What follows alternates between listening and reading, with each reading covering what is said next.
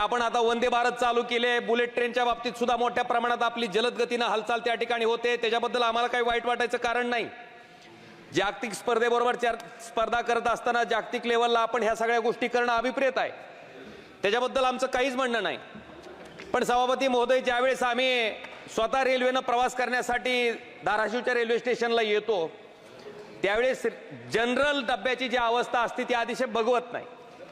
म्हणजे त्याच्या बाबतीत नेमकं माणसंच प्रवास करतात का जनावर प्रवास करतात अशी अवस्था त्या जनरल डब्याची झालेली आहे। महात्मा गांधीजींनी सांगितलं की खरा ग्रामीण भारत हा गावात राहतो, त्या सामान्य माणसाचा विचार करून देश चालवणं आपण अपेक्षित आहे।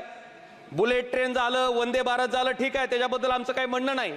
पण या जनरल डब्यामध्ये प्रवास करणाऱ्या लोकांची व्यथा, अवस्था, परिस्थिती आपण त्या ठिकाणी जाणून घेणं गरजेचं आहे।